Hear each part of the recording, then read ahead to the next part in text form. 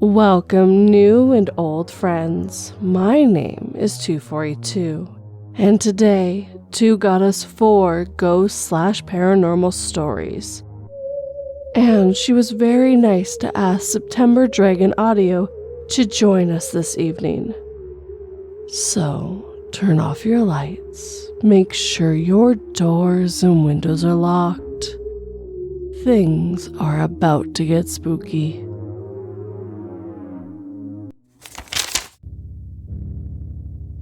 Scientists were ecstatic when they discovered a message left behind for humanity by ancient aliens. After years of translating, they were less thrilled to discover that it simply read, "We are sorry."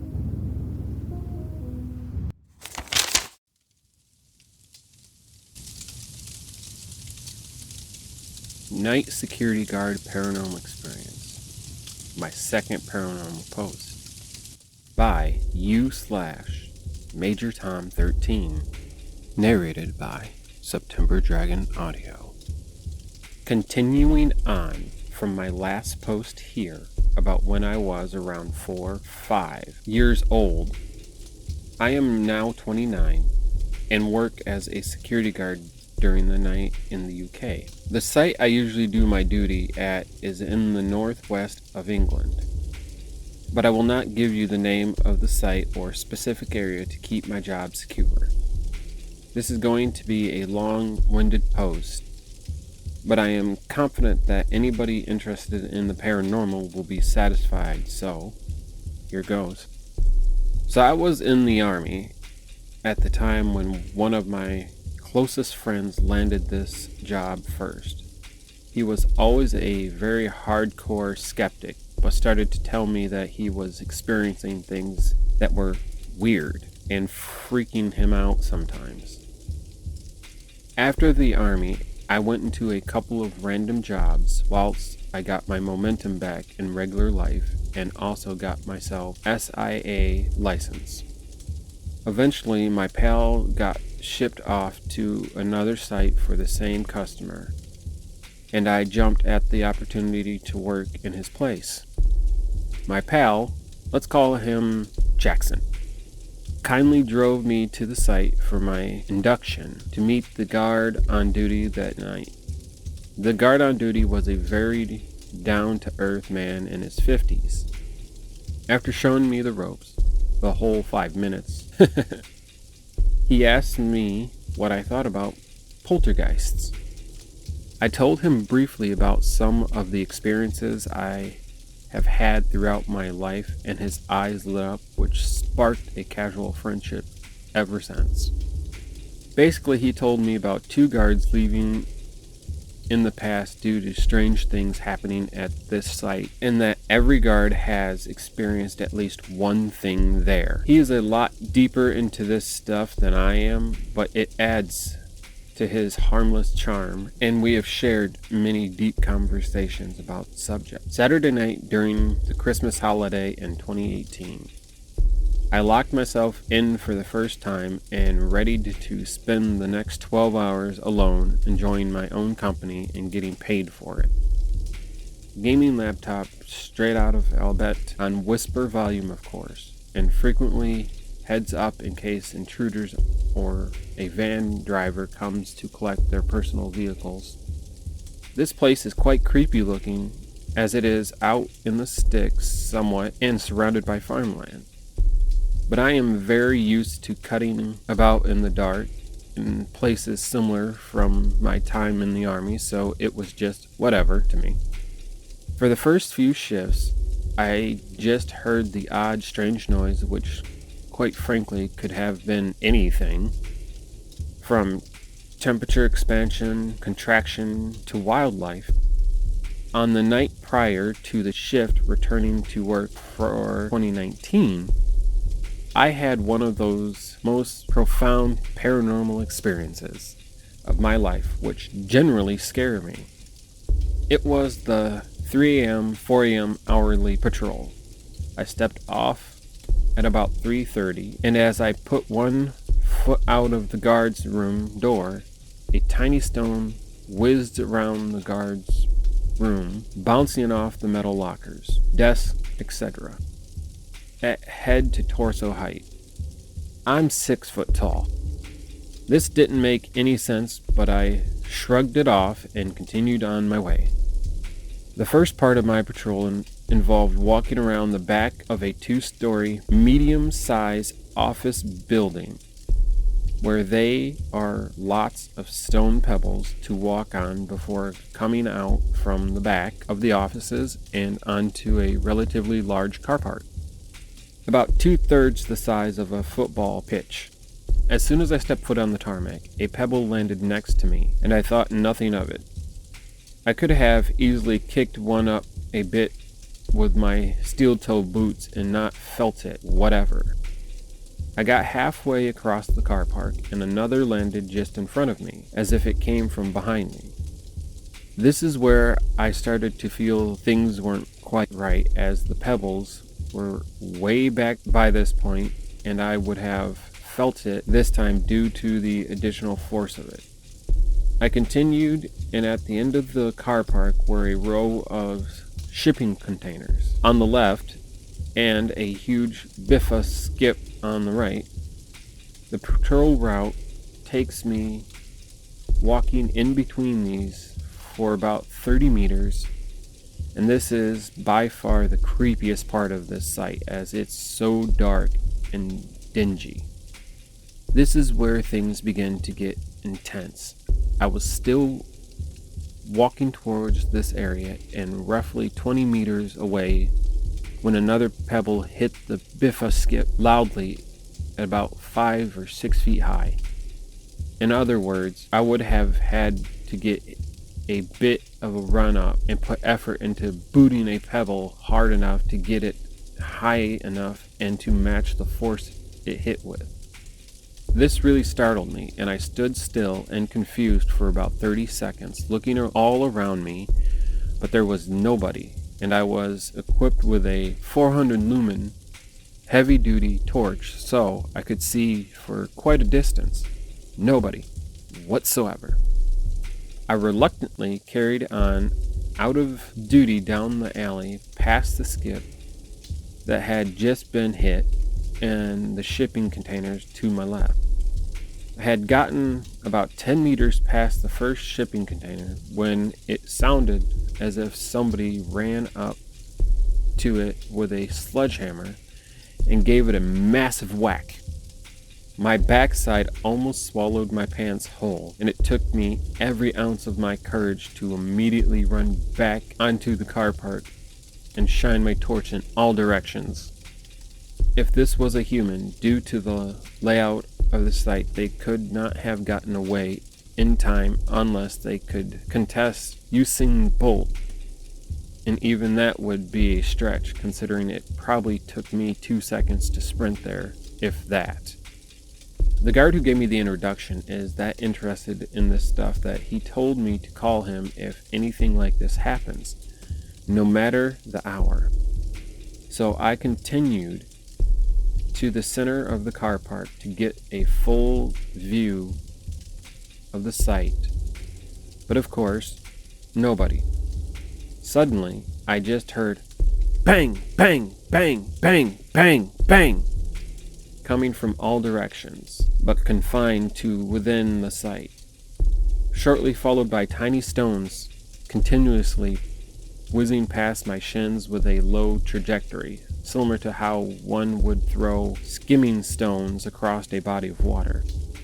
The thing is about these stones whizzing past me is that the direction they were coming from was a huge 3-story high warehouse with no windows or doors from my point of view. So, these tiny stones were being thrown at me from an unseen force for 100% certainty, as all that was there was 3 stories of brick wall.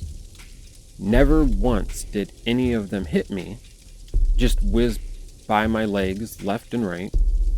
Behind this warehouse is a river that gets quite choppy in the winter, but even so, the trajectory indicated that the stones were definitely being thrown from in front of me, and not over the warehouse, which would be the next to impossible feat anyway. I rang the other guard, and he could immediately hear the racket going on. He told me to go by the river and call out to it. Now, despite having a few experiences sparsely throughout my life, I have never been interested in engaging with whatever the paranormal is, but I decided to humor him anyway, all the while crapping my pants. I called out to it. Can't remember what I said, and everything immediately stopped and went silent. Nothing further happened that night, and the other guard said he's never known anybody get terrorized quite that badly by it. Once the staff arrived, I spoke to one of the blokes managing the site, and he said he would check the CCTV footage for any messers. Interestingly, the next shift, a couple of days later, the cleaner who used to be around for a couple of hours after the staff left called me into the office block to see a document printed out of an email. This was to my security firm about the events, but stated that they could not see anybody or any stones on the camera, but could see me doing an intense investigation and being violently startled a few times. Since then, I have had very sparse experience, such as door slamming, a filled mop bucket moving 3 feet from the wall in front of my eyes, plants smashing in the canteen. Very annoying, as security officers get the blame for this, understandably. Cutlery having a quick jingle in the canteen drawers. A loud sound of what can only be described as heavy cardboard boxes being dragged along the dusty warehouse floor, and footsteps coming from the room above. A few months into the job, I also got another very close friend a job there who was also in the army prior, and also a massive skeptic until now. He literally laughed at myself and Jackson whilst we gave him his introduction when we mentioned the strange stuff. Jackson, to this day, references his cocky laugh, as his attitude soon got set straight. So, a few nights into my other friend, let's call him Scott, working there, I got woke up to a phone call at about 1:30 a.m. And it is Scott with a trembly voice saying that somebody was just sprinting up the stairs, ran through the short corridor, and is currently stood outside the guard room door. I said, well, you're a security guard, do your job, and see who it is. Of course, nobody was there, and nobody could be there due to coded doors. I haven't experienced anything paranormal there for a long time now. It seems to have weeks, months of calm followed by short bursts of activity. I have also since branched out and done all of the sites my company contracts with, and never had an experience elsewhere besides one place to which I have video evidence of. I am reluctant to share, and even then I need permission from the guard who works that particular site. I have even worked at a number of derelict, creepy old mills with nothing strange going on. I have one more story about an experience in my teens for another time. And then that's all, folks. I hope you enjoyed.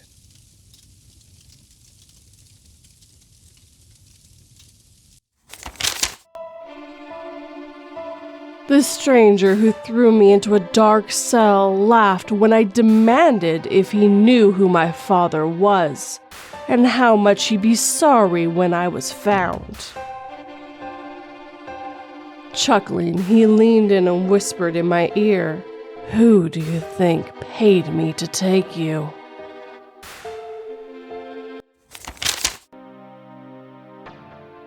I think someone or something was in my house. By Pinkpastel. I've rented my current house for around 3 years. It's located in a heavy wooded area on a couple acres of land, but with neighbors not too far off. I've always heard noises in the house. For example, a loose floorboard creaking under someone's weight, when there's no one around but myself and things move slightly, such as a water glass being shifted on the counter. It didn't bother me too much, as those occurrences I could shrug off as overthinking or ordinary house noises. However, when my boyfriend moved in, he too would hear these things. It was more so scratching and tapping noises outside though, sometimes so loud they would wake us up. Him being freaked out about it assured me it wasn't just in my head. We lightheartedly joked about it being a ghost, but I think we both didn't want to admittedly play into it that much, as the occurrences were usually few and far between. He ended up moving out eventually due to need to be closer to his work, and things became scarier after. A specific incident happened around 11 p.m. while him and I were on a phone call. Someone knocked on my door lightly 3 times. My parents reside pretty close, so I automatically thought something was wrong and they had come by. My dog was barking like mad, which is not usual, so naively, I went and answered the door not even 30 seconds after the knocks. No one was there when I opened it. I was completely shocked and scared after I realized it could be someone trying to rob me. I closed the door quickly and locked up absolutely everything. My dog continued to bark for a good 10 minutes after the whole encounter, all while staring at the door. The reason I'm writing now, though, is my most recent experience in which I heard a loud commotion during the night that woke me up. It sounded like someone had taken a trash bag full of cans and thrown it across my kitchen at 2 a.m. The dog and cat also shot up, both staring at my slightly open door, the dog growling. I could see through the crack into my living room and thought I saw a black figure going back and forth, almost pacing. I was completely petrified. I couldn't move and lay awake for 2 hours afterwards, just staring and trying to make anything out in the dark. Finally, I told myself it was just my eyes playing tricks on me. Eventually, I fell asleep, and the next morning I checked around the house, but nothing was out of place. I'm just not sure what to make out of it all, or what to do.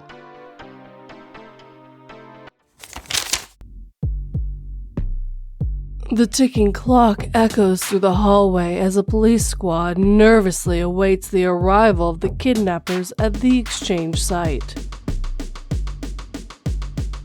All of them started to look around when the ticking became faster, and one of them noticed the hands on the clock never moved before a wave of intense heat washed over them.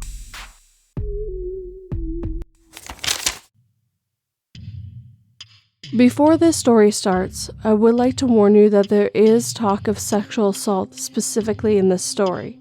If this is not something you want to listen to or can handle at this moment, please use the timestamps that I have made for you to just skip to the next story. I do hope you enjoy the rest of this video. Something Happened Last Night by PinkBitch. Narrated by September Dragon Audio. Sorry for the bad grammar. I'm still learning English. I'm in Mexico right now for spring break. The problem is that every time we stay in this house, I have trouble sleeping. I've already experienced sleep paralysis many times while staying here, and it's creeping me out. Tonight was different though. I woke up at 4 a.m. I was thirsty, so I drank a bottle of water beside me. Soon after, I needed to go to the restroom, but was too scared to go out of my room. Eventually, at 6 a.m., I decided to get up. I did my business and returned to bed. Soon after, my eyes felt heavy, and I decided to sleep again. Not even an hour later, I woke up again, but did not open my eyes fully. I felt heavy. I could see my barely lidded room and closed my eyes again fast. I thought it was sleep paralysis again, until I heard a feminine voice I didn't recognize. I knew the owner of the voice was in bed next to me. My sister was sleeping next to me, but she slept at my left side. I did not think of opening my eyes. I did not want to see what was in my room. I felt a hand wrap around my neck, and I started to freak out. I couldn't scream, so I only breathed heavily. I felt another hand, but this time it stopped in my chest and started to touch my breasts. At this point, I didn't know what to do. I tried calling my sister, but I couldn't reach her. I could only move 3 fingers. I was beyond scared. I wanted whatever was touching me to stop. I called for God. I started praying, but nothing seemed to work. The hand that was in my chest moved to grab my right hand and felt my hand going up.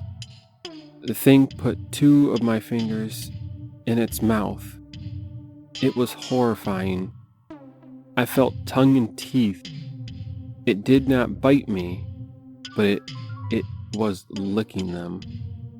I was shocked and scared, but I still had my eyes tightly shut. I wanted to cry when I heard the feminine voice again, on above me. It chuckled. The voice wasn't that scary, but it still creeped me the fuck out. It took my fingers out of its mouth and guided them between its genitals. I tried to scream and resist, but I couldn't. I felt weak. It inserted my fingers in them. I tried moving my arm, but was impossible. They were just stronger and kept my hand still. I didn't know what to do. Nobody could listen to me. When I tried praying again, the thing started talking to me. I couldn't understand anything it said. Whatever had my hand still between its legs took my fingers out, and I felt a hand run down my body till it stopped in my private area. I wanted to get up and run to my mom's room. I wanted to cry. I was begging God to stop this, but it felt like everything I tried was useless.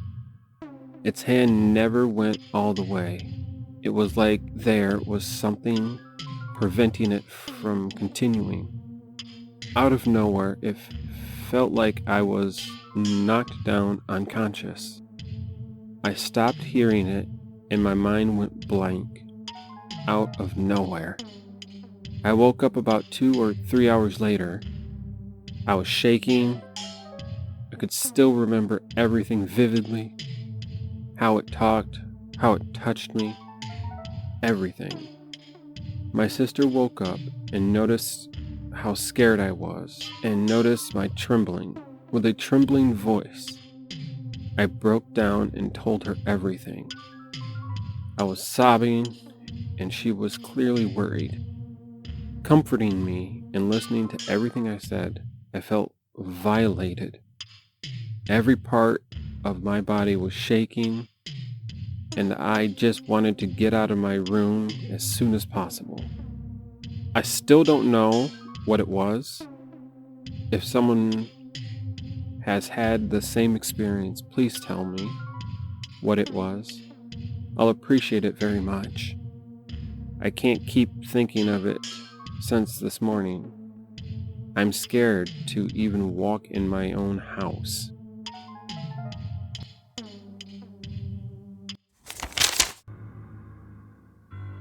The nauseating hum from the old broadcast tower carried unpleasant dreams to the villagers below. No one was surprised when the reports of sporadic violence started.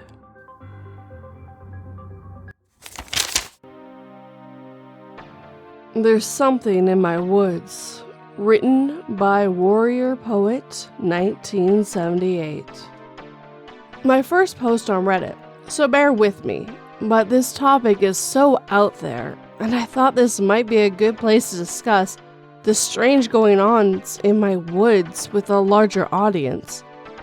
I like to preference this post by saying that I'm a highly educated and scientific person, and have never been a believer in the supernatural, Bigfoot, or things of that nature. That being said, I'm at a loss for the things my family has encountered on my property over the last 7 years, and would love to hear your suggestions. Here's my story. 7 years ago, my wife and I purchased a property and 11 acres of woods in a rural part of northern eastern Minnesota. The woods were connected to a large acreage of field and woods of about 160 acres, and although sparsely populated, the land is near a fairly busy state highway. There are some housing developments in the area, but they are 3 to 4 miles away, and the majority of the land all around our property is farm fields, woods, and rivers. It's remote, but with the town so close, I wouldn't call it wild by any means. I'm mentioning this because I've heard many Native American legends of things in the deep northern woods of Minnesota and Canada, but the area in which we live is not that. Royal, yes, but not the endless north woods. As I said earlier, I'm not a believer in the supernatural, and have never been afraid of the woods or the outdoors, even though I have a healthy sense of caution and respect for large bears, moose, wolves, or any other potentially dangerous wildlife. I'm also an avid hunter and mountaineer, and I have experienced many nights in the wilderness. I've had numerous encounters with dangerous animals or situations, so I'm not spooked easily. Knowing my state of mind is important to my story, because many so-called supernatural encounters can be explained by people with an already high level of belief, anxiety, or fear. That's not me. Well, that all changed after the first few weeks of moving in. The house and land had been abandoned for a couple of years due to foreclosures, so a lot of work needed to be done to get it back into shape. Wildlife had grown accustomed to no human presence, and black bears frequently roamed the yard at night, along with many other woodland creatures. We also found a lot of animal bones scattered throughout the woods, and coyotes were abundant. One night during those first few weeks, we had a rainstorm, and I was worried about a broken downspout potentially causing a basement leak. It was about 10 p.m., so I grabbed my headlamp and headed outside to deal with the situation. Behind our house is a fairly large, swampy area that divides the woods. I had my back facing the area while fiddling with the downspout when I suddenly had this intense feeling of dread. It's really hard to explain the feeling, but it was like my body knew something was back there. It was very unusual based on the circumstance. Never having felt this type of fear before, I tried to stay calm and slowly turn around to point my headlamp back towards the swamp. What I saw was something I still can't explain. Eyes, numerous glowing, reflecting eyes staring back at me. These were not eyes reflective that you typically see with a deer or other animals, since they were all at different heights and when I pointed my headlamp spot beam directly at where you would expect a head to be, there was nothing there but weeds and trees. When I turned the headlamp off, they were still there, glowing as if a light was being shined. They did not move, they just stared through me. Needless to say, I bolted and ran as fast as I could back into the house and explained it away as deer or raccoons. Later that summer, I was sitting out on our screened-in porch that partially faced the swamp and connected woods to the west. It was approximately 11 p.m. when I began to hear what sounded like a bear fighting with or attacking a cow. Since there was a small farm to the northwest of my property, I assumed that perhaps a cow had wandered into the woods and been attacked by a bear. I really didn't know if this was something a bear would actually do, but it was my only guess based on the sounds I was hearing at the time. It was clearly some kind of roar like a bear, but then followed by a frantic sounding cow's mooing. This went on for over an hour, and it was probably one of the most horrible sounds I ever heard. Even though it sounded so strange and almost supernatural, it didn't frighten me since I had a rational explanation in my head. Even weirder, this same series of sound happened again the next summer. These first few years, I never investigated the area of the woods the sounds came from since it was not my property. A couple of years later, I had the chance to purchase this area in 70 acres to the west, which consisted of the woods that connected to mine as well as a few tilled fields, more woods, and ponds. As part of purchasing this land, I spent a great deal of time walking around on it to get a good understanding of its value and layout. As part of my walk, I was able to get a much better look at the farm setup to the south. The farm did have cows as expected, but to my surprise, the area they were kept in was a long distance from my house, much too far for me to hear them. And the fencing was also extremely well built and electrified. Looking at it, there was just no way a cow was wandering off from that farm. I didn't really think about this fact until recently, but feeling it's best to lay everything out in a chronological order. After acquiring the property, I proceeded to put up tree stands at various locations along with trail cameras in order to prepare for the upcoming deer hunting season. One spot was this hilly woods where I heard those sounds many years prior. Again, I did not connect these two things until now. This area was very odd, as whenever I hiked through there, I would always see some new strange thing. One time, my son and I found an old game snare tied to a tree with what looked like to be dried blood on the tree bark. Another time, we found an at least 100-year-old tree with barbed wire fencing, completely spiraling the entire trunk, growing in and out at different intervals. I also found many tree trunks with large scratch or claw marks, not resembling any antler rub. Perhaps a bear? We'd almost always find dead animal bones in this area, and even this winter I found a couple of deer legs snapped and picked clean. My son has found numerous animal skulls there as well. As I was saying, I put a game camera in the area since I had seen tracks and signs and wanted to get a sense of the best place to hunt. I placed one there many seasons and have yet to capture a single thing on it. Nothing. My son has posted there a couple of times for hunting season and has mentioned the strange sense of quiet. He's used to the forest sounds coming back after sitting still for a long period of time, but in this spot, there are never any sounds. He has mentioned hearing something walking around, though.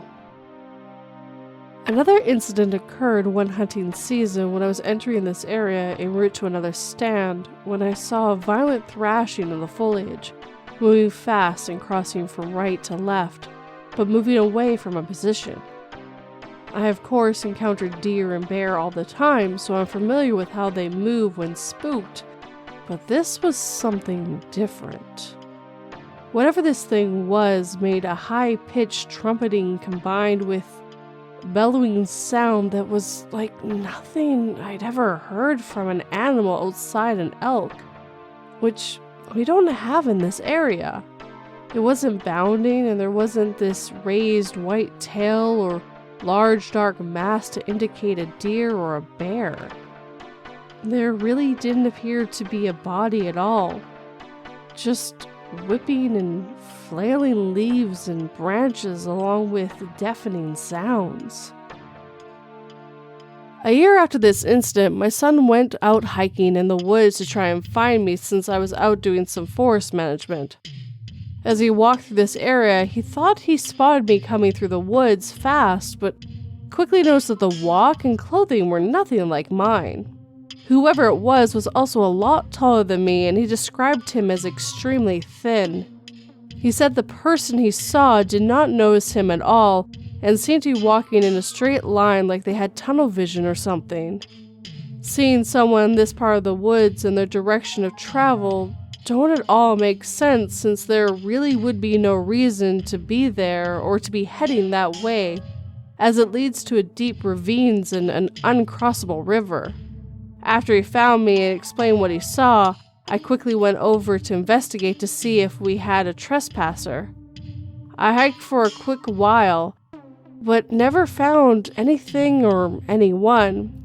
If someone was there, they either got picked up on the road or vanished. That same year, my son had a friend over and they went for a late afternoon walk in the woods. As it began to get dark, they made their way back by walking on the edge of the field that is next to this area of woods. As they passed by, they said they saw a figure a little way off in the trees.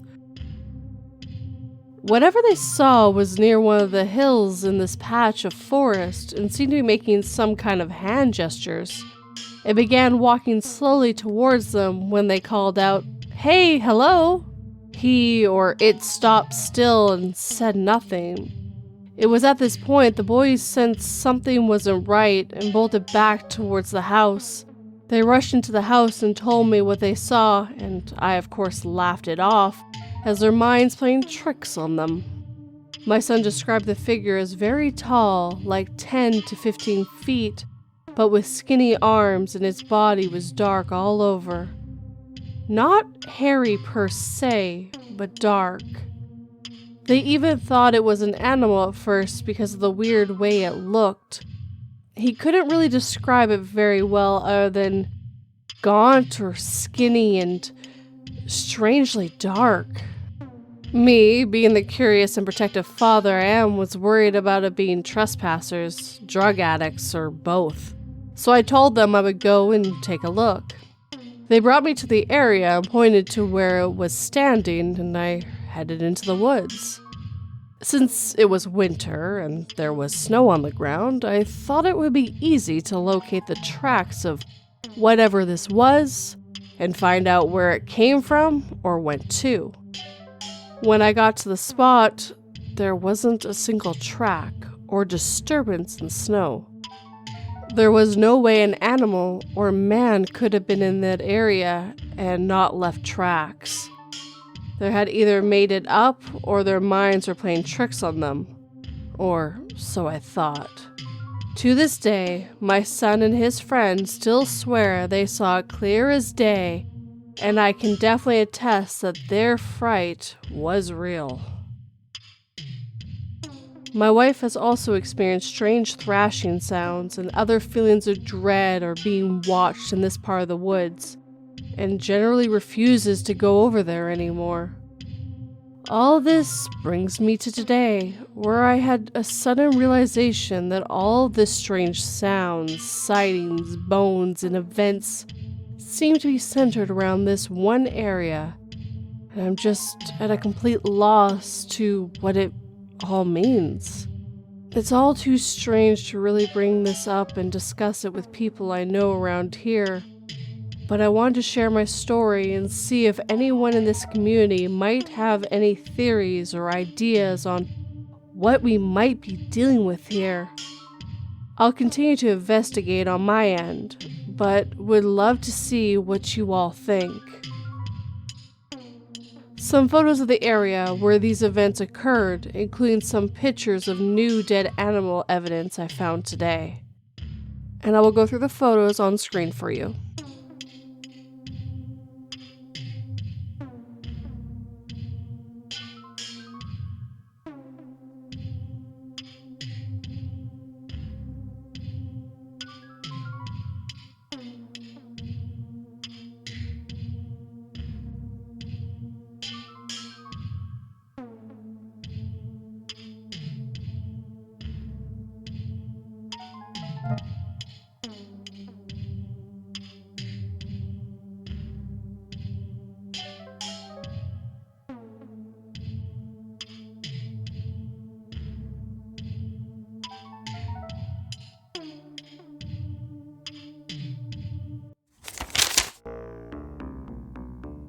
I was walking through the woods, alone and at peace, till I heard my mother's voice in my ear. "It's been so long, murderous daughter."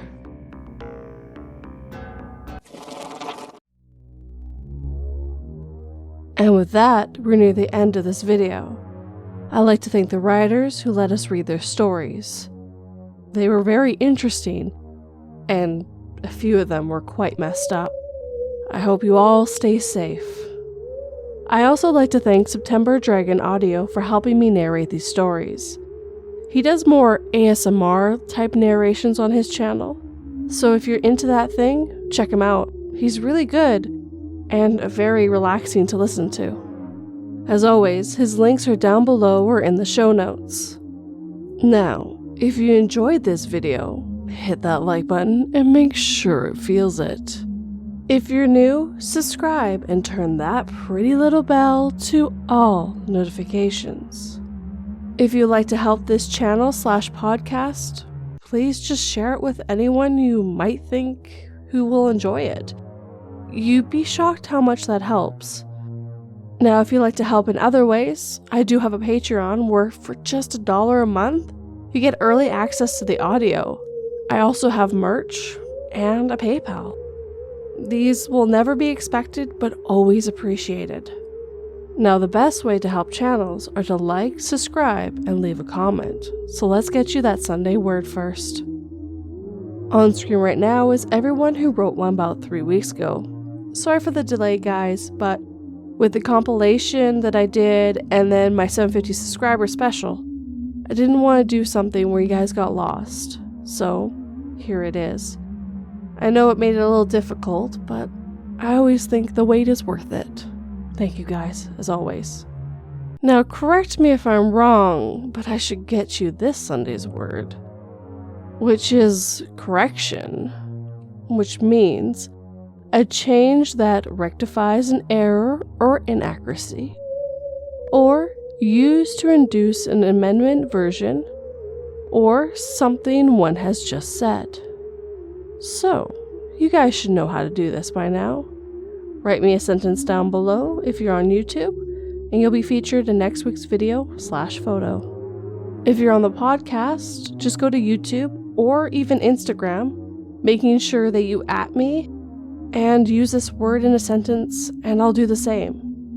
But as always, guys, thank you for watching and listening. It really means a lot. Sleep tight and don't let 42 bite.